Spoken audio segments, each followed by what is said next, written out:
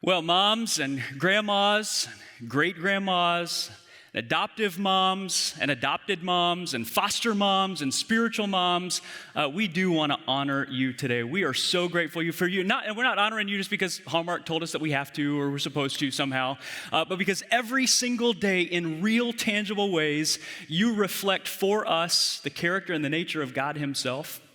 And that's a really big deal and a fitting thing that we would come to a place like this on a day like this and honor somebody like you who looks a lot like him. So we would just tell you we love you and we are so grateful for you, moms. And in fact, would you join us in telling all the moms how much we're grateful for them? And I'll tell you, we also know at Doxology that Mother's Day is one of those days. For some of you, it took an extra measure of courage to show up because it's sort of an in-your-face reminder of someone that you've lost or something that you're still longing for these days. And we would tell you that we see you and we love you, and we are so honored by your presence here today because I know that it takes some courage for you to do that. So we're grateful for you as well. Hey, if you got a Bible, would you meet me in 1 Samuel chapter 2 today? 1 Samuel chapter 2 is where we're going to begin today as we talk about Mother's Day. And right as the coronavirus pandemic was starting, I had a conversation with our elder chairman. And he said something that in that moment struck me as so profound about the thing we were talking about. But as we've been talking about Mother's Day this week, and I've been thinking about what to share with you today, it just keeps popping up into my head. It strikes me as every bit as important and as profound when it comes to talking about mothers. So we were sitting at lunch, we were just talking about the lockdowns and the shutdowns and all of the various stuff that we were living through and trying to lead through, and the fact that the world seemed to change about every couple of days, and all of the decisions that you made last week are no longer relevant this week. All of the decisions are high stakes and hard, and we were just sort of talking about how we felt like under-equipped for the task at hand. Underprepared. We weren't even sure that we were up for what we were being called to do. And he made this comment while we're sitting there at lunch. He kind of leans across the table and he says, Chris, the history books of the future are being written in the present moments. I bet I've thought about that sentence 1,000,000 times in the last year. And this week, as I'm thinking about moms, isn't that the task of moms as well? I mean, don't you find yourself walking through moments where the stakes are high and the decisions are hard and every decision feels hard, and the world that you're living in is different from the world last week and the world that you grew up in, and you're trying to figure out how to navigate through an uncertain world and aim somebody in an uncertain, unpredictable, ever-changing world towards significance and spiritual things, the history books of the future being written in these present moments. And that's not even an easy task. You're not always sure that you're up for it or up to it. Sometimes I think as moms, isn't it true you never felt more alone than you feel as a mom? And sometimes wish that you could just go to the bathroom alone all at the same time? Where you're responsible for something that you feel like you have absolutely zero control over in a world that you have no control of? And trying to figure out what it looks like to do what we talk about all the time, launching the next generation of spiritual heroes into a world that's uncertain, a future that's not known. You're not sure you're up to it, and yet you know the stories that they tell in the future are being written in these present moments. It's enough to kind of overwhelm you, isn't it? Well, I think maybe we can find some help in the story of a woman named Hannah. You find her story in 1 Samuel chapter 2. Interesting thing about this story, this is a woman who goes through longing for a child and loving a child and launching a child in about a chapter and a half. So she sort of runs the gamut of what a lot of people are experiencing today. You may know her story. She's unable to have a child for years and years and years, is what chapter 1 tells us. Which, Hannah's world was even more than just longing to express a calling or a gifting or some role that you've always wanted in your life. For Hannah, to not have a child in Hannah's world was a sentence to living a life of destitute poverty. And almost certainly to starving to death. When you were no longer able to care for yourself and you didn't have younger people to care for you, most of the older people in those days starved to death if they didn't have children. That's the world that she lives in. And that insult to injury in her situation, there was a woman in her life, a woman named Peninnah, who spent her entire time just decided she was going to mock Hannah's faith.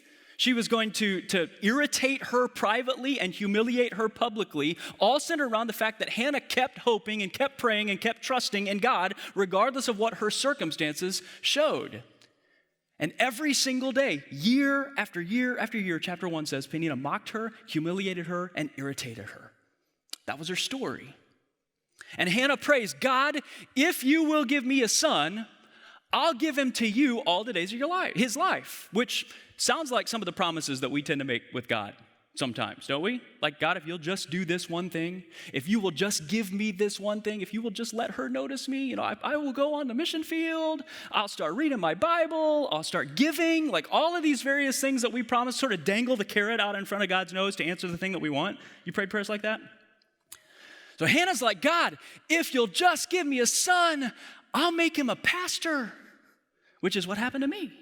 Me being a pastor got my mom out of a speeding ticket about 40 years ago. So here I am, No, that's not what happened to me. That's not what happened to Samuel either. It's not what the prayer was all about for her. In fact, if you looked back in chapter 1, what you would find in Hannah's prayer is that in praying for a son, she's declaring, God, a child will not be my God.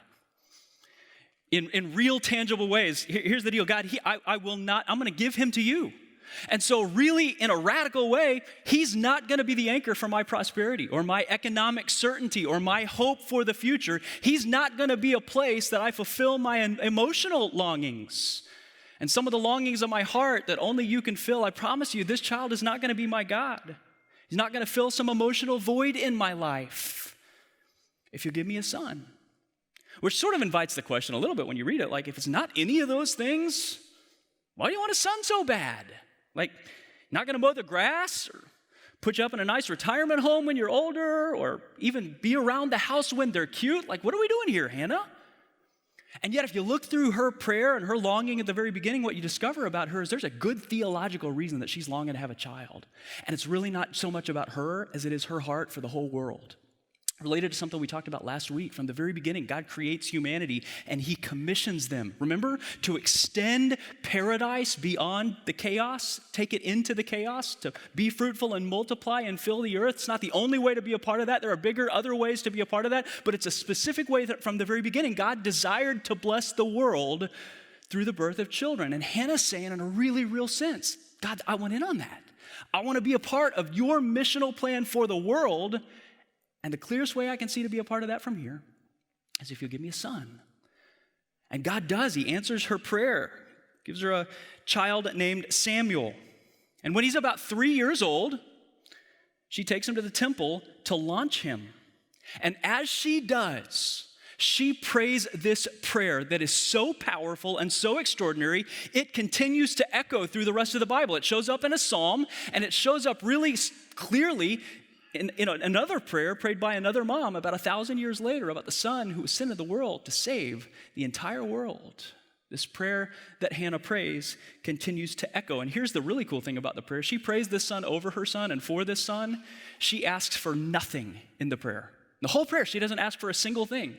But in it, she reveals where her heart was through all of the longing, and in the loving, and now in the launching of this child into the world. So wherever you find yourself in that situation, Hannah's prayer reveals something about her deepest longing for herself and for the son that she's launching into the world. And that's what I want to show you today. Look at 1 Samuel chapter 2, beginning in verse 1. Records Hannah's prayer. It says, Hannah prayed and said, my heart rejoices in the Lord. In the Lord, my horn, symbol of strength, is lifted high. My mouth, check this out, boasts over my enemies. For I delight in your deliverance. There's no one holy like the Lord. There is no one beside you. There is no rock like our God. Now think about what she's doing here. When she says, my mouth boasts in my enemies, what's she talking about? Is she just talking about a general sense of general enemies in the general world somewhere out there? Or does she have something specific in mind? Perhaps something that's in her story all throughout the first chapter of her story that she's referring specifically to. That's what it is, isn't it? She's referring to Peninnah here, a specific enemy who said specific things about her specific heart and her trust in God. Hannah's reflecting on a specific enemy in her life. really specific attacks. God, she said I'd never find joy in you, that I'd be hopeless and helpless forever. She said it was too late for me. She said I should give up on you, but God, I didn't. I haven't, and I won't. I'm so glad I waited. That's what she's saying. And really the whole point of her whole prayer here is that trusting in the Lord is the very best way to live life, even when it's the very hardest and loneliest way to live life. And that's not just a general theological point that Hannah's making. It's one that's personal to her specific story as she reflects on her story and prays over her son. Notice what she's remembering and given specifically to her son. She's giving him a present faith history. She's given him a present faith history. This is a mom who's connecting her trust in God to specific moments in her specific story all the way along. To hopes that she hoped for a really long time that God specifically fulfilled for her. To personal enemies she had and how God came through if she wondered if he ever would or even if he could. She makes sure that Samuel knows he's not just a part of a general legacy of faith that's generally true for general people, the general population, the world that he was born into generally. She declares her trust in a personal God who has blessed her in real, tangible, personal ways. Ways in her own story that were clear and unmistakable. Mom, your kids, whether they're 3 or 33 or 73, need to know the real, specific whys of your worship. That Jesus is more than just a storybook character, someone on stained glass windows.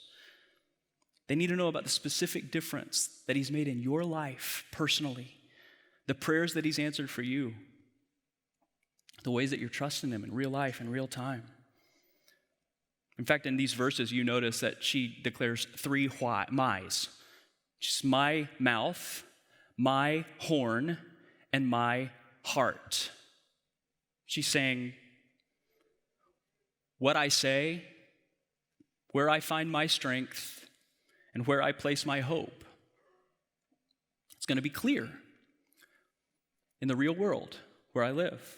In real specific ways. And this isn't just a mom thing, but as I was thinking about this whole idea this week, I saw this pop up on Facebook. Every time I get ready to cancel Facebook completely, something like this pops up on the Facebook ad. Some of you know the Graces. Emily served on our children's ministry team for a while, and their story and our story go way, way back. Carrie and I knew her in college, and even got to be a part of their story in meeting. And yet, so Emily served on our team for a little while, and we had this really great conversation for a little while, right at the very beginning of the coronavirus pandemic, where they were telling me, we really want to seize this season spiritually for our kids.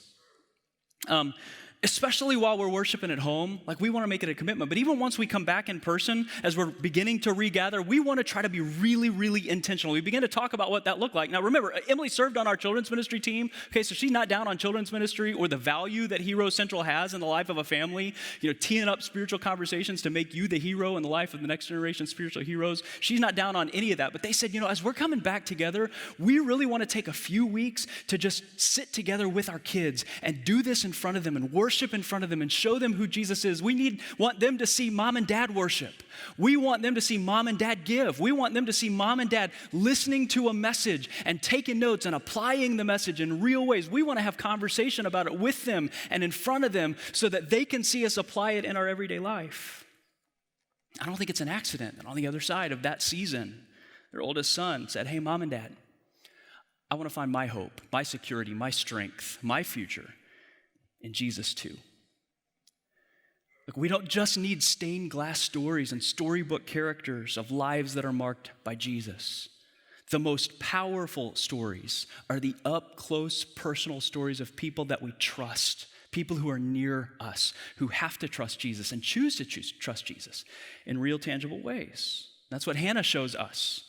But keep reading. She shows us a present history of their faith, but she also shows us something else. Look at verse 3. She continues to pray. She says, do not keep talking proudly or let your mouth speak such arrogance, for the Lord is a God who knows, and by him deeds are weighed. She's talking about comparisons that we make between each other, right? She says, the bows of warriors are broken, but those who stumbled are armed with strength. She talks about the kind of battles you go into.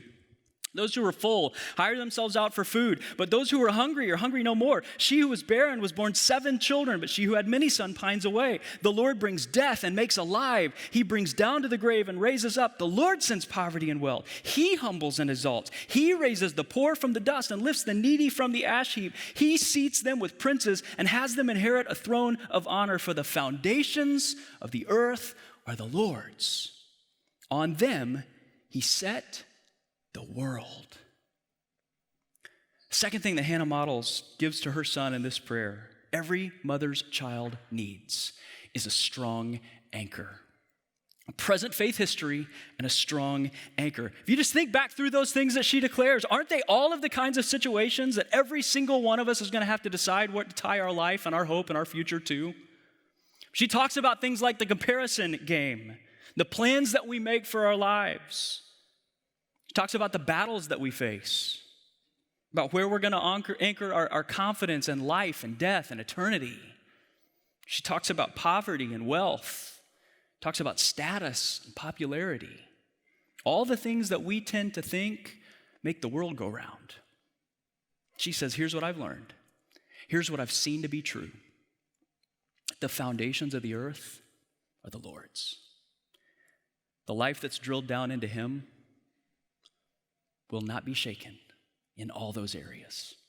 I'll never forget a conversation I had with my dad. I was really, really young, and the chances are he doesn't even remember this conversation until he hears it today. He'll hear about the conversation and remember it today. I used to get $1 of allowance every single week, so I was a high roller even from a young age. And he would give it to me when he gave me the dollar. He would give it to me in dimes. And I always thought it was weird, but the reason that he gave it to me in dimes was I was always supposed to take that first dime and give it away, give it to church when we went to church. So I would take that dime, and even as a really, really young kid, I would get that dime and I would look at it and I would think, God doesn't need this dime, but I could do some stuff with it, you know? And I remember thinking that out loud in front of my dad, and I will never, ever forget. He said, no. What he didn't say is, well, tough cookie, son. God says you have to. It's not what he did. Instead, he gave me a true anchor to something that's true that has guided me through the rest of my life. He said, no, Chris, here's the thing. I've always learned to give the first dime to remind me that God owns the whole dollar. And not only that, what I've discovered in my life, and I've discovered time after time in my life, is that the money that you invest in eternity is the only money that you're guaranteed never to lose and never to waste. I never forgot that. And really, honestly, I just can't remember a moment in my life where that sort of discipline hasn't been grooved into my heart. Not because he told me I had to, but because he explained it and explained why to tie the rope to something that mattered. Something like that. One of several different strong anchors that my mom and dad gave me really at a young age that have helped to guide my life, not just as a discipline that I had to do or a religious rule to keep. It's a principle that had a clear purpose.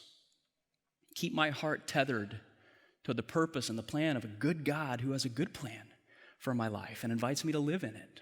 Kids need a strong anchor, especially in a world like this. And the third thing in Hannah's prayer you see in verses 9 and 10, look at the tense of the verbs. It switches here. Hannah begins to pray. She says, He, this is God, will guard the feet of His faithful servants, even when it doesn't look like it today.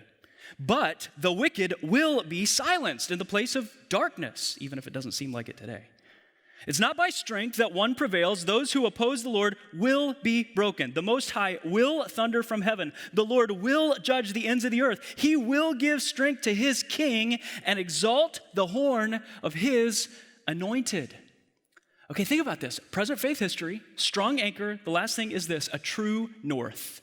A true north. One of the very best ways to point towards a future when you feel under-equipped and alone and uncertain and the future is consistently changing is to pick a fixed point and focus on it.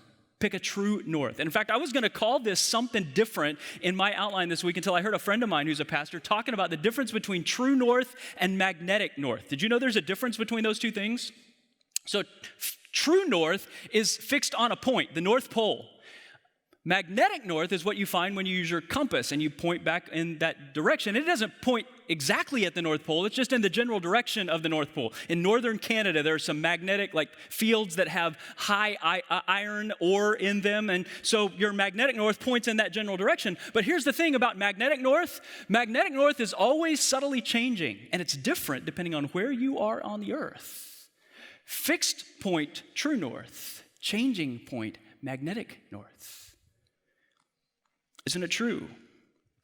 When it comes to our world, when it comes to our life, we live in a world where north is general direction, where right and wrong are general ideas, and they're ever changing and ever shifting, and sometimes it's different depending on where you live on the earth. And yet, do you know, it's different magnetic north from different places on the earth. From DFW, just to give you an example, 7 degrees difference from the North Pole, fixed true north, and magnetic north, that general direction. Doesn't seem like a ton. 7 degrees doesn't seem like a lot until you think it's almost exactly 4,000 miles to the North Pole from here. So 7 degrees off, 4,000 miles will put you around 500 miles away from the destination you were aiming at. It's not even close. Same thing's true in life, isn't it? If the best we give the next generation is to point them in direction generally of a future, general destination, general hope, it doesn't ensure that they'll arrive there, especially in a world that's constantly shifting day after day. Hannah's looking towards a specific future. She prays for her son. You begin to see that. She's looking to the specific fulfillment of God's fixed promises for the future, even before she sees how it's all going to play out. She prays for God's anointed. You realize when she prays, Israel doesn't even have a king? And the word for anointed is a really specific Hebrew word. It's the word Mashiach, Messiah. She's focusing towards a future that she doesn't even have full categories for. She can't fully understand, but that she knows God's promised a way, and she's beginning to reveal some information to us that as she's pointing her son toward the future and praying that future over him, she's beginning to pray for a future kingdom in the future that God has promised that will go by the way of the cross. I can't think of a much better gift to pour into the heart of a child than to point them at a fixed point in the future that goes by way of the cross. See, if the highest, longest, biggest goals that we're praying for our families and our kids, the next generation, from whatever vantage point we're praying, if it's that they would generally be good, generally nice, generally moral, church-going, upstanding citizens who move out of our house, begin to pay taxes, who always vote the way that good, God-fearing, honorable people vote, which is clearly, no, don't say that out loud. If that's the best thing and the only thing and the biggest thing that we hand to our children from here, what we may discover in an ever-changing world is not a reliable direction to point them when eternity's at stake. But when our lives and our prayers and our conversations point towards an eternity, it's found in the person and the work of Jesus. We give them a fixed, true north that's not temporary, it's not shifting, and it's trustworthy for them to orient and reorient their lives around wherever they find themselves, however far they are away. Can't think of a much better gift to give a child or to pour into the next generation than that. How do you do that? How do you know if you're pointing at fixed north or just a general magnetic direction? Well, I asked some of the very best parents I know this week. They gave me 3 questions that they just sort of use to diagnose that in their own family, and I think it's good. So wherever you're at, when you think through how you aim and where you're pointed and the direction of your family, 3 questions to consider. The first one is this: what do we celebrate the most? What do we celebrate the most in our family? What are the things that our family throws a celebration for, a party, or calls grandma, or posts on Facebook? Do we celebrate answers to prayer in our family? And do we celebrate significant spiritual steps in our family, the same level that we celebrate good grades and soccer goals and promotions at work? What do we celebrate the most in our family? Second, what gets the priority when something has to give? What gets the priority when something has to give? When you look at the things on our calendar or the things in our finances or in the rhythms of our family, what are the things that we refuse to miss? What are the things that are first to go? What do we see as optional in our life? What do we see as essential in our life? What does that say about where our lives are aimed? So what do we celebrate the most? What do we give priority to when something has to give? And the last one is this: what makes us the angriest? What makes us the angriest? One of the quickest ways to diagnose the place that our hearts are located and the place that our hearts are aimed is to look at the things that make us angry. What do we fight about? What fires us up? What do we rant and rave over in our house? What makes us angriest at each other and other people and events in the world around us? What does that say about the place that we're aiming our lives? The stories of our lives. So a present history, a strong anchor, and a true north. Hannah lives it as she longs for a son. She lives it as she loves on her son, and then she lives it as she launches her son into an uncertain world. I don't know at which point you identify with her story today, but I hope it's one of them. Here's what I would say to you. It is never too early to start. I mean, Samuel was 3. He was 3 when Hannah was pouring into his life and launching him into ministry. I love that. But the passage at the end, chapter 1, says she took him to the temple and he worshiped there. Not he watched her worship there. He worshiped there, 3 years old. Why is he worshiping when he's 3 years old? Well, because he's got someone near him, in his case, both a mom and a dad, who are leading and living the way toward the future in front of their 3-year-old. And what has to have seemed like a bunch of insignificant little moments. In fact, I was reminded of that this week. I was talking to some friends of mine, and one of them was reminding us of her baptism story, and actually her son's baptism story. And she said, it was especially powerful to us because we're kind of a family that tries to do a lot of big things and do them really well, and big, significant things, and we invest a lot of energy and time into these big milestone kind of moments that are spiritually significant to aim our kids in the right direction. And yet when our son started to tell his baptism story, it was powerful for my husband and I because we realized we don't regret any of those. But it wasn't those that he mentioned that made the most significant difference. The things that made the most significant difference were, for us, things that felt like insignificant things. The little moments, the small moments that we didn't even know he was watching, that he said made the biggest difference as we lived our faith in front of him. As he looked towards the future from the present. It was the insignificant moments that made history. It's never too early. It's never too late for that either. That's not to say that your kids are going to turn out like Samuel if you just live like Hannah. That's not the promise. The promise isn't a kid like Samuel. The promise is a hope like Hannah's. That at the end of the waiting and the longing and the hoping and the wondering, even if the waiting takes your whole life before you see what God does on the other side of eternity, you'll collect stories from your own history, God's faithfulness towards you, and rehearse them over and over and anchor your hope and find your true north in the person and the plan of God. However he chooses to fill the deepest longing of your heart, there will be a moment where you say, it was worth the wait. You'll be glad you passed it down, at least beginning today, to the generations that are coming after you. Future history is being written in these present moments. Don't miss it. Would you bow your head with me? Samuel wasn't the hope of the world, or even of Hannah's world. Her true north was somebody else. But it's interesting, when Jesus was born, his mom sang a similar song, and in fact, a song that samples Hannah's song. He was the one that Hannah was ultimately longing for, looking to, and pointing to for her son, and through her son to you and me.